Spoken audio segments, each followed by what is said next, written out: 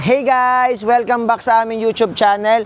Today, meron akong ipapakita sa inyo na dalawang minivan guys na very popular dito sa Pilipinas. Ang 2023 Kia Grand Carnival and 2015 Honda Odyssey guys. So take note lang ha, hindi namin sila ikukumpara sa isa't isa. So ipapakita natin ng special na katangian ng bawat isa. So ano pang hinihintay nyo? Let's go!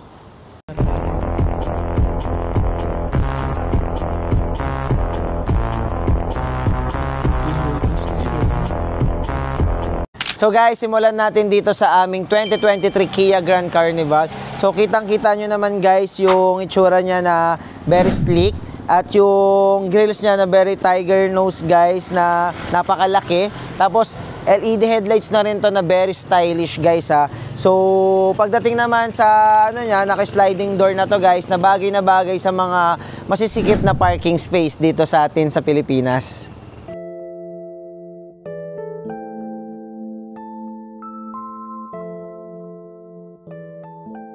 Kia Grand Carnival, makikita mo na very roomy, talagang yung space niya, sobrang luwag guys. And naka-captain seat na rin tayo, leather finish na yung mga upuan natin guys. Kasya dito like mga 7 to 8 na person na comfortably naman silang makakaupo guys, hindi sila nagsisiksikan, okay? Captain seat tong second row natin.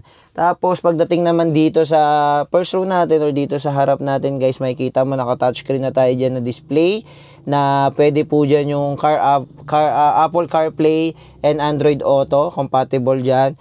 Then also guys, naka-leather dashboard na rin tayo dyan, okay? Tapos meron din tong tawag doon, climate control zone, okay? So, multi-climate control na kahit nasa second row ka o third row ka, feel na feel mo yung aircon netong Kia Grand Carnival natin. So, ayun guys, under the hood, meron tayong 3.5 liter na V6 engine.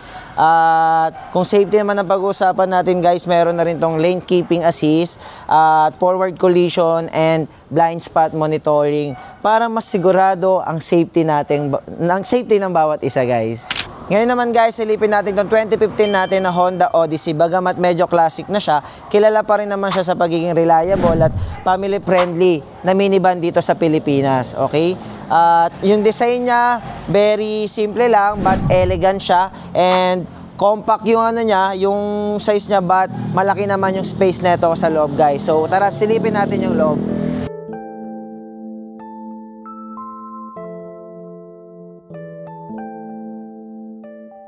Inside guys, sobrang roomy rin at bagay na bagay sa family to guys dahil adjustable yung mga upuan natin dito sa likod guys.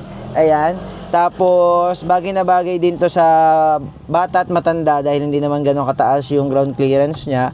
Tapos meron ka ng moonroof dito guys. Then ang maganda pa dito guys, hindi mababagot yung mga family members natin, lalo na kung may kasama tayong mga kids. Dahil meron kang rear entertainment dito guys, ayan, na pwede nilang panooran.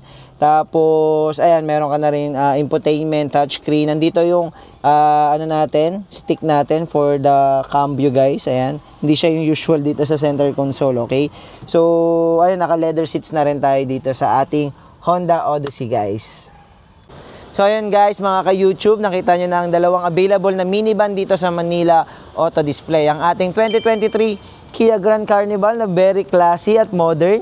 At hindi naman mapapahuli ang ating 2015 Honda Odyssey na very reliable at family friendly. Okay guys? Syempre guys, depende pa rin yan sa pangangailangan mo. Parehas naman silang budget friendly guys. Pero ikaw, depende pa rin sa pangangailangan mo kung paano mo sila gagamitin, okay? Kung kaya naman ng budget mo, afford mo, go ka na dito. Pero kung gusto mo naman guys ng pang-family lang na hindi naman ganun ka-classy, dito tayo. Okay guys? So sa mga interesado, message nyo na kami sa aming mga different social media platform. So ano pang hinintay nyo guys? Kita-kits tayo dito. Bye-bye!